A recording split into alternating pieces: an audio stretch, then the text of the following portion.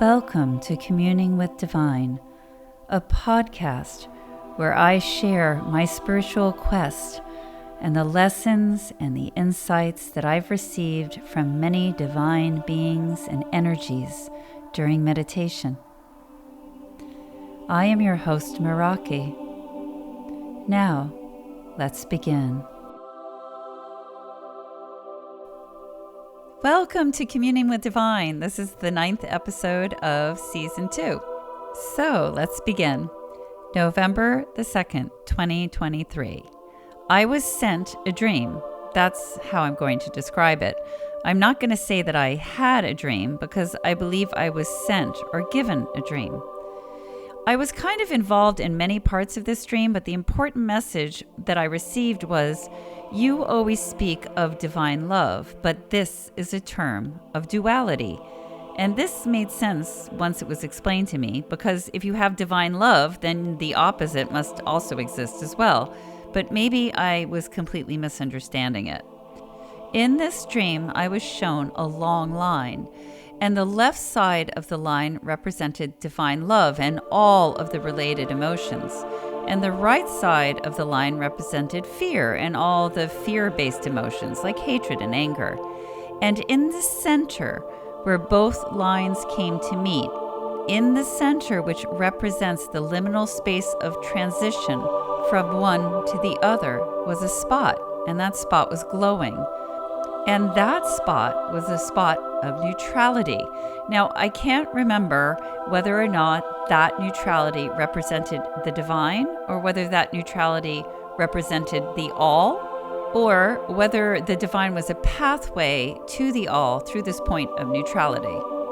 But I do remember very clearly that the glowing spot in the center was not divine love. It was not divine wrath or rejection. It was not acceptance or approval. It was absolutely a neutral space. And it makes me think of what Mother Universe said to me many, many years ago. Divine does not sit in judgment. Divine sits in observation. It's a neutrality that we can't easily conceive of as human beings. When we experience the divine, we're being exposed to that which we are already a part of. And it feels like home because we are whole again. We remember. And we are amazed and overwhelmed by it. But again, I'm not sure if that was the divine, or if it was the all, or if it was the pathway, but I am positive that it was neutrality, and I hope that more clarity will come to me about this dream that I believe I was given. November 12th, 2023. I'm going to go and see if the goddess Hecate wants to see me and teach me something. I haven't been there in a little bit. The Archangel Michael and the other mighty ones are with me. We arrive at the cliffs and float down to the sand. The archangels are not in their mightiest form, but they're bigger than usual. I'm not sure why. I'm going to change. I feel as if there's something different about my belt, like maybe there are more keys and some different metal on it, like gold as well. I have a sense that something's different and I don't know what it is. You know when you can sense in the air that there's going to be snow? I kind of sense that something is different in that kind of subtle but knowing way. I pass through the curtain of energy and go into the cave. It's only dimly lit today, and I can just see the outlined figures of who I presume are the goddesses. I can sense the goddess Hecate to my right, but I don't see her, although she's coming in now. I greet them, and as I do, the light in the cave increases. Now I can see the goddesses properly and clearly. The goddess Hecate asks me, "Why have you come?" I answer, "I have come because of a dream. I have come to understand." The goddess Hecate says, "The dream was sent to you because you had not come. The dream was sent to you so that your learning could continue. The dream was sent to you because it was time." The goddess Mary says, "You have not maintained the balance between the responsibilities of the physical world and your connection to the energetic, and yet your learning must continue. And so the dream was sent. This you know."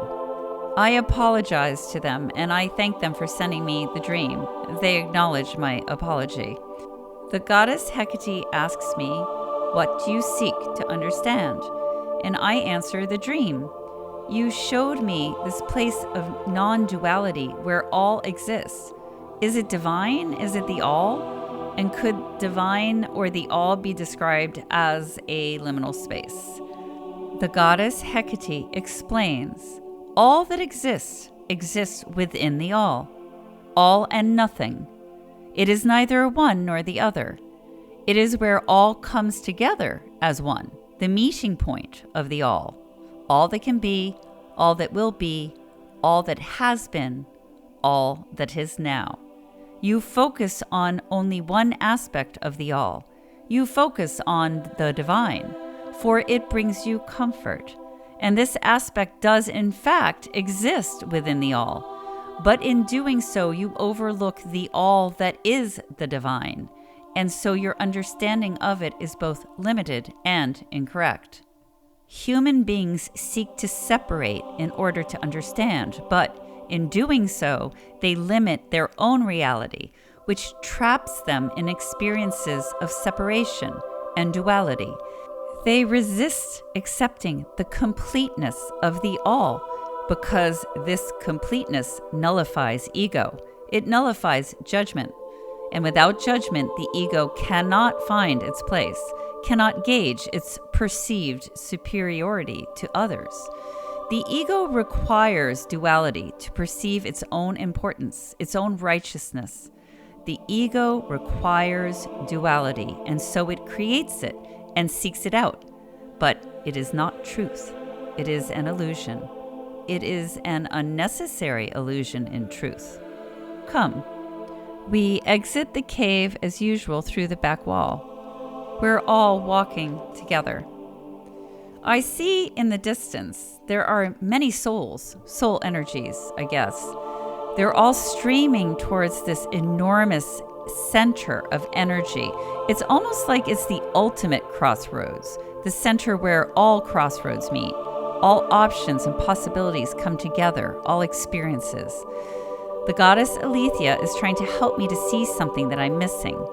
She says, in truth, you see through the eyes of duality. Even now, even here in this place, you perceive that which is presented through the filter of a dualistic mind, a mind that houses an ego that resists. It resists truth. And yet truth is much more simple than the constructed reality of the dualistic ego. For truth is the whole. Truth is the one. It is the all. The goddess Mary says, can you feel that within you which resists? And I answer, yes, I can. I have been aware of it. She says, release it. It feels to me like a tension, and it's strange because I don't want it. Yet it exists. This tension is fear, and I believe that fear is a resistance to truth because my ego doesn't want me to accept or see this lesson. And it's creating distractions within my mind and around me to keep me from fully immersing myself in this lesson. And it's actually quite powerful. The goddess Aletheia says, it is powerful because you allow it. You give it free rein through lack of awareness, through indulgence, through habit. The ego seeks to distract. The ego seeks to distract you from truth, for it cannot exist in a reality where dualism is not present. Dualism is its own creation. The ego is both the creator of and the child of dualism, for it is within a dualistic world that it gains its power. I take some slow, deep breaths. It feels a lot better. I feel a lot better. Now I'm just sort of floating. I know the goddesses are here around me, but I'm just floating. This sensation of floating is a lack of tension. There is no tension. It's the absence of fear. It's the giving up of control. It's trust. And it's acceptance. The goddess Mary says, the challenge in this reality is the overcoming of the facade that has been created by the ego in order to give itself power. It fears this. It fears the overcoming of the facade, and so it manipulates both the mind and the environment around you. The reality you are experiencing to keep you distracted from truth, to keep you off balance, for it fears the center place. It fears the place of neutrality. For neutrality is the place of truth. It is within the space of neutrality that the ego is laid bare. The truth of the all is revealed, and the power and the influence of a dualistic world exists no more. This is the place that some seek, and it is only from this place that the experience of man can be altered. They're showing me things being created, situations created by the ego that constantly reinforce duality, constantly put us in a place of judgment and comparison, in a place of fear. This thing that I'm calling the ego anyway is extremely powerful in the physical world because it seems to be very good at constantly creating these situations that reinforce duality and fear. And it is the ego that imbues us with the desire to seek something that we already have within us, but it encourages us to seek it externally. This external search results in disappointment because we can't find this outside of ourselves, and this disappointment reinforces fear. Every perception we have and every situation the ego creates is reinforcing fear or carries the underlying potential threat of a fearful outcome or result. The goddess Mary says, ego is a child of fear. Fear comes from the illusion of the separation from the all. Recognition of this, awareness of this, with these two things applied with consciousness, the power of the ego, the active presence of the ego, can be negated. I'm still floating, and I'm really enjoying it. I'm enjoying it a lot, and I don't want to stop. But the goddess Hecate says, come. I feel as if this part of the lesson is over. We're walking back, and we enter into the cave. There are a lot of torches lit. Now it's much brighter. I thank them all for such an amazing lesson. And they say, you are welcome, child. You must think upon it now. It's amazing watching the ego weaving or spinning constantly, taking these different threads and crossing them over and twisting them together, tying them into knots. From the minute we wake up, even the smallest thing becomes a tool for the ego. Anything to distract us, anything to reinforce the duality of this existence that doesn't need to be, but that it works to create. It's quite extraordinary. Again, I say to the goddesses, I don't think I've quite understood or processed how incredible this last lesson was and is. Thank you. I step out through the curtain. The Archangel Michael, Raphael, and Gabriel are right outside the mouth of the cave, but Uriel is on top of the cliff, standing, watching, waiting. I greet everyone and change into my robes. We walk down the beach. There's a redness to the water, maybe from the sunrise. We are now all standing together at the top of the cliffs. I turn and I raise my hand in thanks to the goddesses, and we turn and walk away. November the 12th, 2023. I just had this incredible lesson, and I'm lying here and I can feel what I call my ego as a completely separate entity from me, with a completely separate consciousness that resides within me, and I can actually feel it. It's extraordinary. I'm the observer of my ego. I can see it, and it's ignoring me. Well, it's trying to ignore me anyway. You know, when a child is afraid or upset or angry and they turn their backs and they kind of slouch and they're totally aware of you, but they're acting as if they don't notice you. But what's really happening is that they're hoping that you won't notice them, especially if you've caught them doing something naughty. This is the kind of vibe that I'm getting from my ego. It's like this gray mass. It's nondescript, but it's very clever, and it's powerful because it's been given license to be by me. It knows what I want to do, and so it's giving me warning through thoughts, through threatening thoughts. It's letting me know that if I try to eradicate it or neutralize it, that it will create things in my life that will make it hard, things that will challenge and distract me, things that will bring up the emotions of fear and sadness and misery. It's an interesting tactic, very interesting. especially because it already knows all of my fears and all of my weak points, all of my pain. So it would be very easy for it to churn out things, little things even, to keep me distracted and off balance. It's pretty brilliant when you think about it. I told it that I'm just observing it at the moment, and I can feel it kind of chuckling and feeling really pleased with itself. And I can feel that it's starting to relax a bit. It doesn't feel so threatened at the moment. Now it's showing off a little bit. It's showing me a sample of things it created in my life to keep me distracted, off balanced, and led me to walk side paths instead of the main path. It's very interesting and it's really clever. It is very pleased with itself. I think I'm going to speak to it. Why do you do this? You won't be eliminated. You would be assimilated.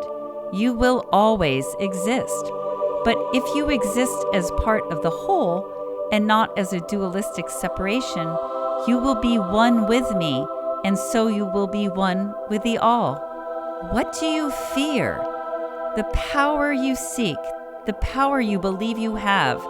This power of control is an illusion. It doesn't actually exist. Only existence exists, and all that exists is the all. You will exist even in a place of non-duality, for you are. You are created, but you will exist alongside the balance of yourself, so that you will become a neutral space. Part of the one, part of the all. No longer separate, no more dualism. So there is nothing for you to fear. My ego is silent. I guess it's ignoring me again. I'm tired now, so I think I'm going to sleep. November the 12th, 2023. So yesterday I had that lesson about ego, and that lesson on ego followed the dream that I was given, which they very clearly said was sent to me because it was needed to be learned, and that now was the time that it needed to be learned at. Honestly, I hadn't been doing my meditations, and I'd been very focused on earthly responsibilities, which they rightfully called me out on. So they sent me that dream, and then I had to step back into my work. This session on ego that started with the dream was so weird. It was just so weird. The sensations that I got during the session, and the sense of something completely separate existing within me. And so I just want to try to work that out a little bit with all of you. How can I explain what this felt like? It was literally like this totally separate consciousness or energy, maybe. I don't want to say being because it's not. It's odd because it seems to have its own consciousness. It has self-awareness. It's aware that it exists. And it is aware enough to plan steps to protect its existence, which is so bizarre. I explained that it doesn't have to be fearful that it will disappear or cease to exist. It has been created, and so it exists. It's just that it doesn't have to exist as a polarity. It can exist as a balance. It can become neutrality, become whole again. It can become perfection, but the ego doesn't understand this or doesn't want to understand it.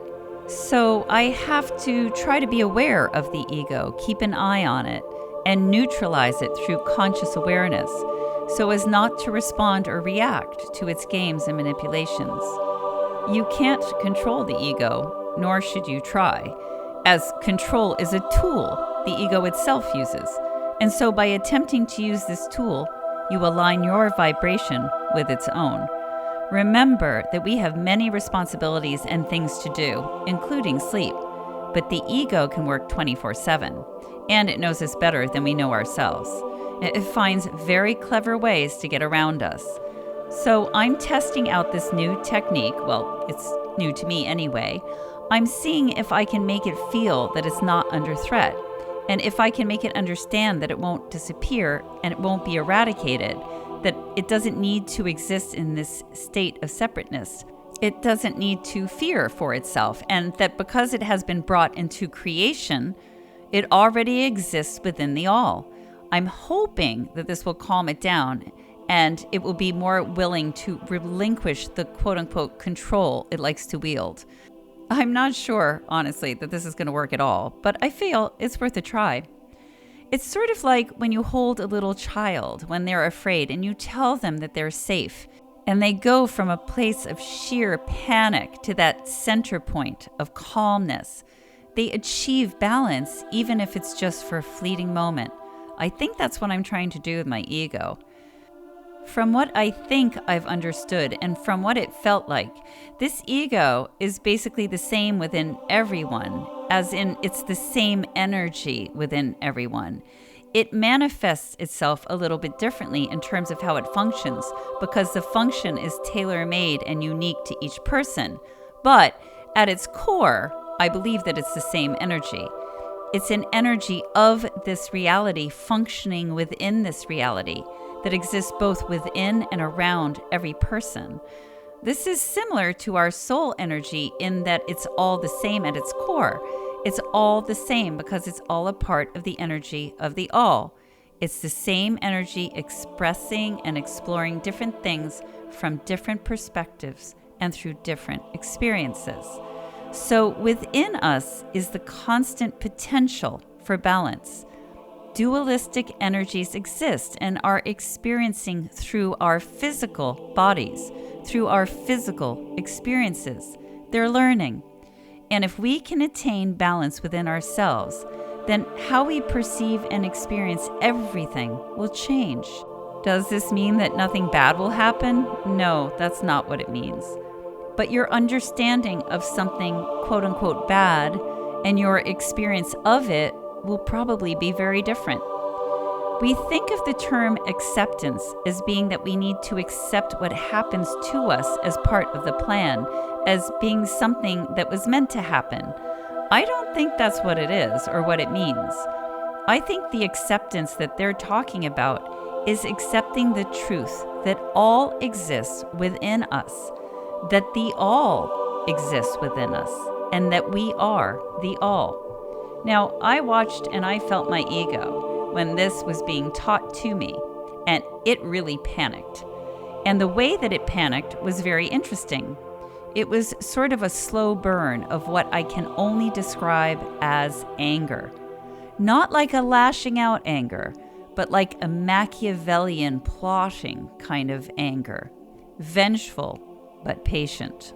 So the first thing it did was to give me images and a sense or a feeling that if I pursued this path, I was going to suffer, because it is very good at manipulating. Let me tell you something, the ego is extremely good at manifesting and manipulating the energy in this reality. Just like your soul knows it's divine, the ego knows that it is of this reality and that it's good at manipulation, and it works constantly. It wanted to bring fear up in me, and it wanted to bring up a reticence within me. But I could feel this, I could sense it.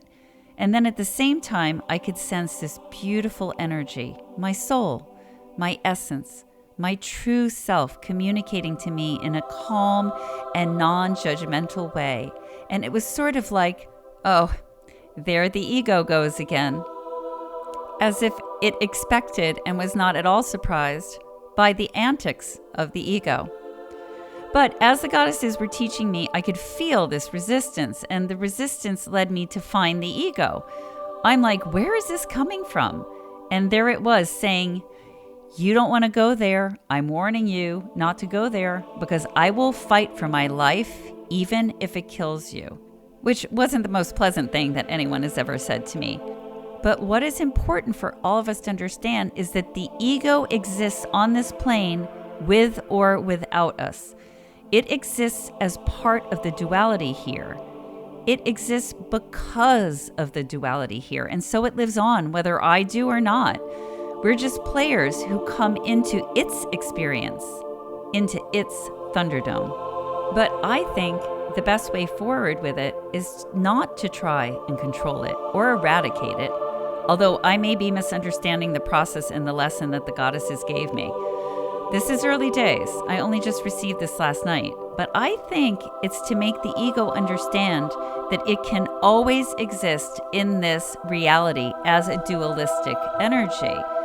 and also that it exists within the all as a whole, complete energy, not as a polarity, but as a whole and complete part along with its balance. And in this way, it becomes an energy of perfect neutrality and exists along with everything else as one. But these are just my thoughts right now.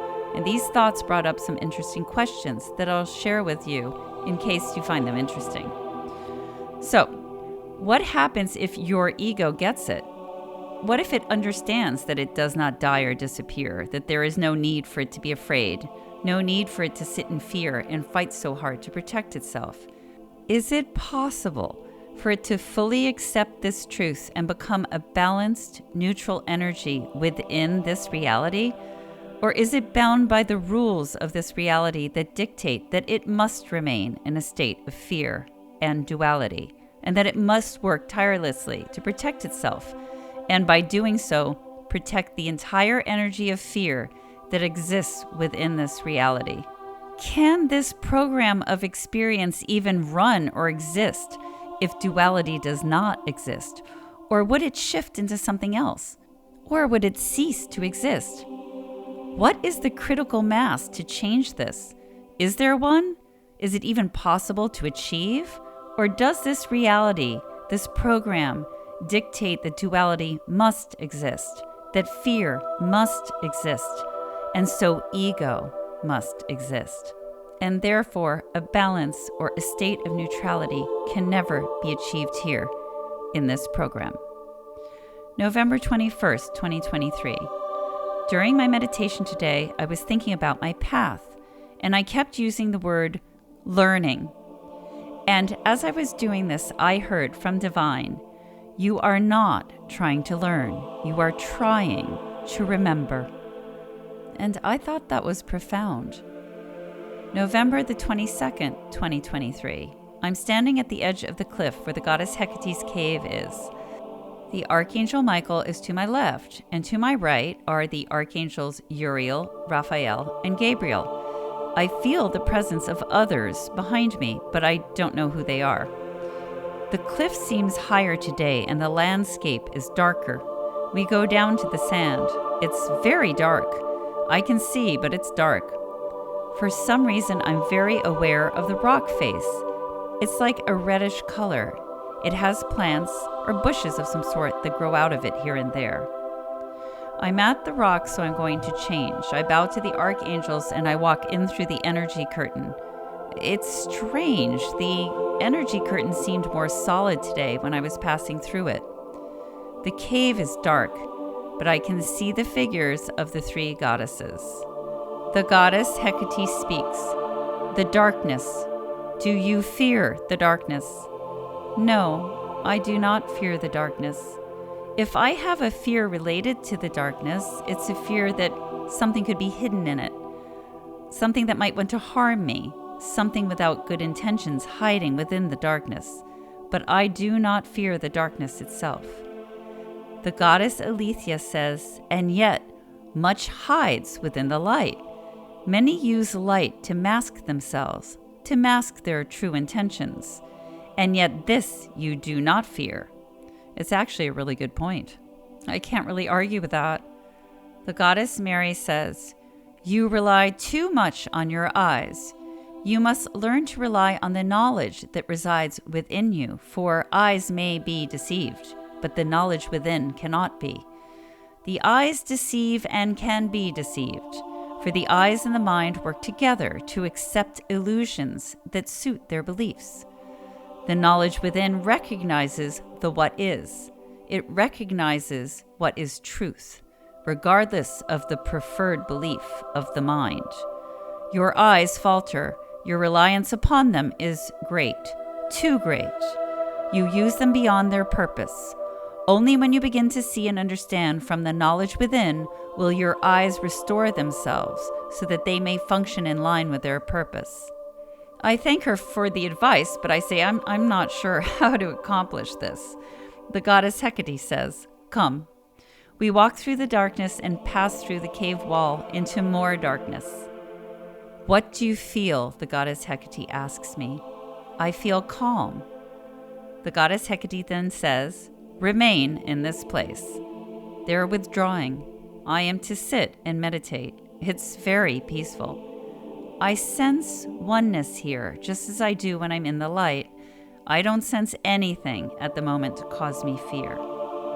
The goddess Hecate says, "As you sit within the darkness, you must rely on that which lies within you. This is the place. This is the space from which to learn. Your connection to that which lies within must grow. It must become seamless.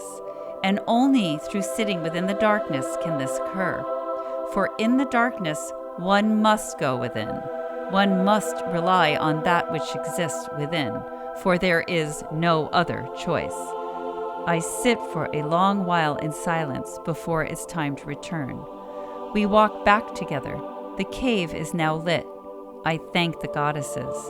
I pass through the curtain. The archangels are there. And again, the archangel Uriel is standing at the top of the cliff. I change and we walk down the sand. The sun is rising. We rise to the top of the cliffs. I thank the archangels for protecting me and for being with me. I turn and bow towards the goddesses, and we walk away. I hope you found this episode interesting and that you will join me for episode 10. In the meantime, have a great day.